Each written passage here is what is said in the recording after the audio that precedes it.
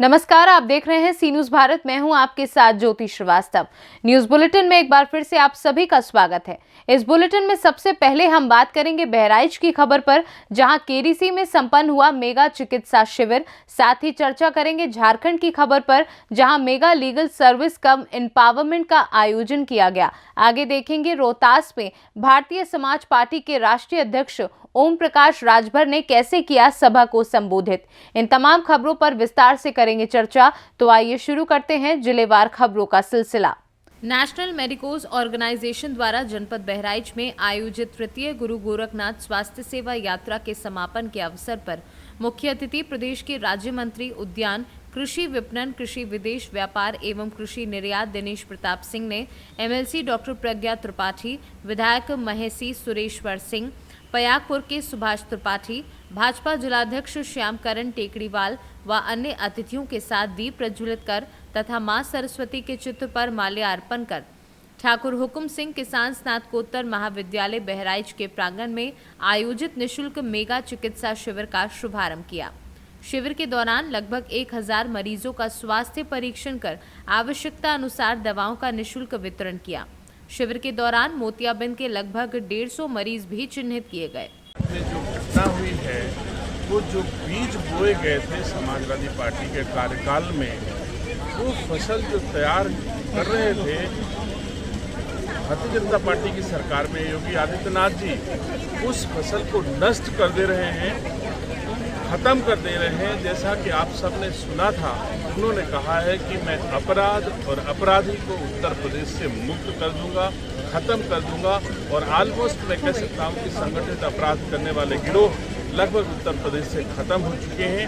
अगर यदा कदा कहीं ऐसे हो जाते हैं तो निसंदेह हमारे उत्तर प्रदेश की सरकार की जीरो टॉलरेंस नीति है अपराध के प्रति, और हमारे मुख्यमंत्री जी उस पर दृढ़ संकल्पित हैं और उसको करके दिखाएंगे। जो लोग गुनाह करेंगे उनको संविधान सम्मत कठोर सजा हमारे उत्तर प्रदेश सरकार दिलाने के काम। जम्मू कश्मीर होते हुए नेपाल की सीमा तक लगातार ऐसी सेवाएं हमारा जो ये नेशनल मेडिकोज ऑर्गेनाइजेशन कर रहा है, निसंदेह देशवासियों के लिए बड़ी उपलब्धि है। मैं बधाई देता हूं नेशनल मेडिकल ऑर्गेनाइजेशन को, शुभकामनाएं देता हूं, ईश्वर से प्रार्थना करता हूं कि इस संस्था को भगवान इतनी शक्ति दे कि देश में कोई रोगी न रह जाए, सब निरोगी हों। ऐसी मैं शुभकामनाएं देता हूं। मंत्री जी, प्रयागराज मैं समझता हूं कि पूरे दुनिया में और इस कड़ी में मैं सेवा भारती को विशेष राष्ट्रीय स्वयंसेवक संघ की सेवाएं अपने आप में बिना किसी व्यक्तिगत हित के होती है, और मैं समझता हूँ उसके क्रम में आज ये लखीमपुर खीरी से लेकर के हमारे इंडो नेपाल सीमावर्ती क्षेत्रों में जो अभावग्रस्त लोग हैं उनकी सेवा करने के संकल्प के क्रम में ये गुरु गोरखनाथ सेवा यात्रा प्रारंभ की गई थी। आज उस कार्यक्रम में मुझे प्रतिभाग करने का सौभाग्य हासिल हुआ। मैं आयोजकों को धन्यवाद देता हूं, और यह सेवा जिसका शिविर आज हम समापन कर रहे हैं, निसंदेह राष्ट्र निर्माण में अग्रणी भूमिका निभा रही है। जैसे कि 7 सिस्टर्स, असम, मणिपुर, मिजोरम। बहराइच से सीनू संवाददाता संतोष मिश्रा की रिपोर्ट। हजारीबाग जिला विधिक सेवा प्राधिकार के मुख्य संरक्षक प्रधान जिला एवं सत्र न्यायाधीश सत्य प्रकाश सिन्हा हजारीबाग एवं सचिव गौरव खुराना हजारीबाग के निर्देशन चौपारण प्रखंड मुख्यालय सभागार में मेगा लीगल सर्विस कम एम्पावरमेंट का आयोजन किया गया। अध्यक्षता प्रमुख पूर्णिमा देवी एवं संचालन बीडीओ सैसीओ प्रेमचंद कुमार सिन्हा ने किया। कार्यक्रम का उद्घाटन मुख्य अतिथि जिला न्यायाधीश सह सहायक सत्र न्यायाधीश सह स्पेशल पॉस्को न्यायाधीश विशाल कुमार हजारीबाग, प्रमुख पूर्णिमा देवी, पैनल अधिवक्ता वासुदेव राणा व अन्य लोगों ने दीप प्रज्वलित कर किया। जिला न्यायाधीश विशाल कुमार सहित मंच पर विराजमान सभी ने बारी बारी से कानूनी जागरूकता से संबंधित जानकारी दी। साथ ही लोगों को निःशुल्क विधिक सेवा पाने का अवसर भी प्रदान हुआ। विधिक सेवा प्राप्त करने का हकदार व्यक्ति अपने संबंधित जिले के सचिव, जिला विधिक सेवा प्राधिकरण अथवा झारखंड उच्च न्यायालय विधिक सेवा समिति सचिव को आवेदन पत्र, सादे कागज या दिए गए प्रारूप पर अपने मुकदमे का संक्षिप्त विवरण के साथ दे सकते हैं। उन्हें निःशुल्क विधिक सहायता प्रदान की जाएगी। हजारीबाग से सीनू संवाददाता मुकेश सिंह की रिपोर्ट। कैमूर जिले के करजाऊ में समन्वय कार्यक्रम के अंतर्गत नेहरू युवा केंद्र द्वारा संचालित DDSG युवा क्लब करजाऊ के माध्यम से प्रतिभा खोज परीक्षा प्रतियोगिता सम्मान समारोह का आगाज किया गया, जिसका उद्घाटन जिला युवा अधिकारी सुशील करौलिया के साथ ग्राम पंचायत करजाऊ के मुखिया राधे श्याम पाल के द्वारा संयुक्त रूप से फीता काटकर किया गया। वहीं मौके पर DDSG के बच्चों के द्वारा सांस्कृतिक कार्यक्रम व एकाकी के माध्यम से मतदान जागरूकता की प्रस्तुति की गई, जिसे दर्शकों ने ताली बजाते हुए खूब सराहा। कैमूर से सीनू संवाददाता ओम प्रकाश तिवारी की रिपोर्ट। खबर रोहतास के सासाराम से है, जहां सुहेल देव भारतीय समाज पार्टी के राष्ट्रीय अध्यक्ष ओम प्रकाश राजभर ने एक जनसभा को संबोधित करते हुए बिहार की महागठबंधन सरकार पर जमकर निशाना साधा। अंत में उन्होंने ये भी कहा कि अभी हम लोगों को गर्म कर रहे हैं। बिहार में सिर्फ भाजपा, जदयू, कांग्रेस, RJD जैसी पार्टियां ही दिख रही थी, लेकिन अगले 7 महीने में भारतीय समाज पार्टी भी आपको दिखने लगी है।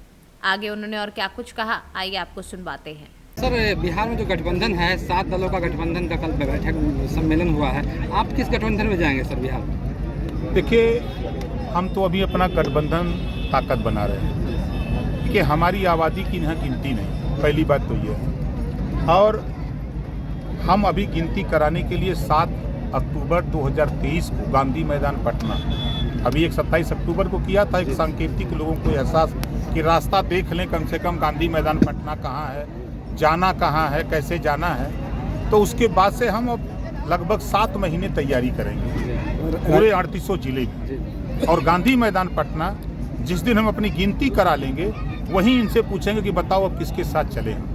बिहार की सरकार जिस मुद्दे को लेकर के इसके पहले सरकार बनाई गई, गुंडा राज, जंगल राज, गुंडा राज नहीं जंगल राज, और उसी जंगल राज से फिर दोस्ती करके सरकार चल रही है। और सरकार को तोहफा जिस दिन शपथ लिया, उसके दूसरे तीसरे दिन देखा कि सड़क पर धुआंधार गोलीबारी चली, घंटों चलती रही। वही तो है सरकार, रोज लड़ाई हो रही है। देखिए, ज़रूरत आज जैसे सरकारों को या देश के नेताओं को सीख लेनी चाहिए।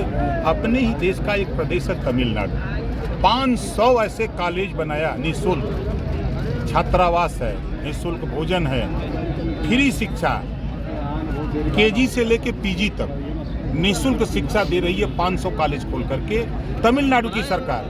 फिर ये सरकार बिहार को क्यों इतना, चाहे बिहार हो, चाहे यूपी हो, चाहे कोई स्टेट हो, हम दूसरे देश से नहीं, अपने तमिलनाडु अपने देश का एक प्रदेश, उससे सीख लेना चाहिए कि एक समान, अनिवार्य और फ्री शिक्षा जो व्यवस्था तमिलनाडु ने किया है, वो व्यवस्था बिहार सरकार क्यों नहीं कर रही है। कल इसी मुद्दे पर मैं यूपी सरकार को घेरूंगा सदन के अंदर कि आप इन्वेस्टर समिट करने जा रहे हो, अच्छी बात है, बाहर से आना चाहिए, लेकिन अपने देश में, अपने प्रदेश में जब एक स्टेट 500 कॉलेज KG से लेके PG तक निःशुल्क दे रहा है बच्चों को शिक्षा, तो फिर आप क्यों नहीं दे रहे हो?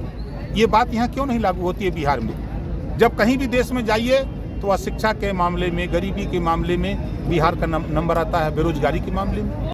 गरमा रहे हैं इनको, और हमको अंदाजा कि 7 महीने में आपको लगेगा कि बिहार में कोई पार्टी रन कर रही है। अभी तक तो यहाँ RJD, जदयू, कांग्रेस, भाजपा दिख रही थी और कुछ दल दिख रहे थे, लेकिन 7 महीने के बाद आपको लगेगा कि नहीं, हाँ, यहाँ ये कोई भारतीय समाज पार्टी भी आई है जो समाज में एक नई क्रांति पैदा कर रही है। रोहतास से सीनू संवाददाता पंकज कुमार की रिपोर्ट। खबर टीकमगढ़ से है, जहां बागेश्वर धाम के महंत श्री धीरेन्द्र कृष्ण शास्त्री महाराज जी ने एक बार फिर हिंदू राष्ट्र की बात दोहराई है। टीकमगढ़ में प्रेस कॉन्फ्रेंस में उन्होंने कहा कि हिंदुओं के बाप में दम होगा तो हिंदू राष्ट्र बनकर रहेगा। उन्होंने कहा कि संविधान में 125 बार संशोधन हो चुका है, तो एक बार हिंदू राष्ट्र बनाने के लिए भी संशोधन किया जा सकता है। आगे धीरेन्द्र कृष्ण शास्त्री ने और क्या कुछ कहा, आइए आपको सुनवाते हैं उन्हीं की जुबानी। अब तक हमने बहुत बातें बोली, अब हम हिंदू समाज से एक अपेक्षा रख रहे हैं कि अब वो कुछ करके बताए। कब तक अपीलें करेंगे? कब तक ये बयानबाजी करेंगे? कब तक इन लोगों को, मीडिया को हैरान करेंगे? कैमरा लगाएंगे, हम बोलेंगे, तुमने भी ताली बजाई, चल दिया, अरे बाबा ने, और हम कोई भड़काऊ बयान दे तो तुमने आहा क्या मसाला मिल गया। और साहब ये कब तक चलेगा? कब तक केवल हिंदू राष्ट्र हो ऐसी बात चलेगी? अब बना करके भारतीय हिंदुओं को बताना पड़ेगा, घर से बाहर निकलना पड़ेगा, कुछ करके बताना पड़ेगा, तभी कुछ काम होगा। अब तो हम इसी उद्देश्य पर आ गए हैं कि हम कुछ करके बताएंगे। महाराज जी, देश में बढ़ती हुई ख्याति ये साबित कर रही है कि कहीं आप मध्य प्रदेश के योगी साबित ना हो। क्या कहना चाहते हो इससे? हमारा यही प्रश्न है आपसे कि 2029 धीरेन्द्र कृष्ण को धीरेन्द्र कृष्ण रहने दो ना, क्या गुनाह किया हमने तुम्हारा?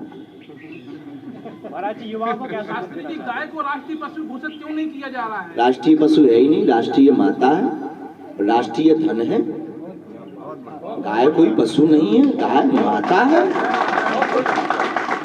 शिक्षा को लेकर के एक प्रश्न पिछली बार भी मैंने आपसे कहा था कि बुंदेलखंड में 5 तक की कक्षाओं में कम से कम बुंदेली का एक चैप्टर होना चाहिए। ये हम आपके उस समर्थन दादाजी के सहयोग में और हम आपके सपोर्ट में हैं। और अगर हो सके तो आप लोग अभी कथा के मत में ही एक ज्ञापन सौंपेंगे। ज्ञापन भी सौंपेंगे महाराज। शुरुआत करिए ना, कब तक बयान लेंगे आप हमसे? बयानों से काम चलना है क्या? हम बालाजी के चरणों में अर्जी लगाएंगे, आप बुंदेलखंड के प्रत्येक जिला में ज्ञापन छपवाइए। ये हमारे पास उपाय है ना, हम तो गुरु है ना, उपाय लो। हम नारियल बांधेंगे बुंदेलखंड के लिए। महाराज जी, देश भर में कथाएं हो रही हैं, बड़ी बड़ी कथाएं हो रही हैं, लेकिन लोगों में उतनी उस हिसाब से नैतिकता क्यों नहीं आ रही है? लोग उतने नैतिक क्यों नहीं? कुछ आपके जैसे लोग भी सुनते हैं पर मानते नहीं हैं। बाप को तो सम्मानते पर बाप की कोई नहीं मानता है। रामायण को तो सम्मानते पर रामायण जी की कोई नहीं मानता है। बस यही कमी।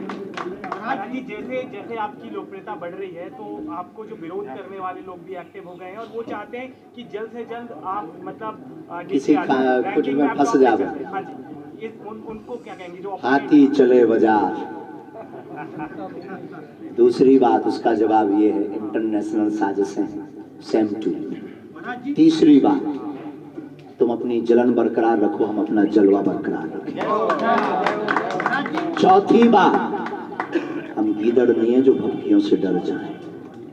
पांचवी बात, भगवान राम को भी लोगों ने नहीं छोड़ा। टीकमगढ़ से सी न्यूज संवाददाता मनोज खरे की रिपोर्ट। फिलहाल इस बुलेटिन में बस इतना ही। देश दुनिया की बाकी खबरों के लिए आप देखते रहिए सी न्यूज भारत।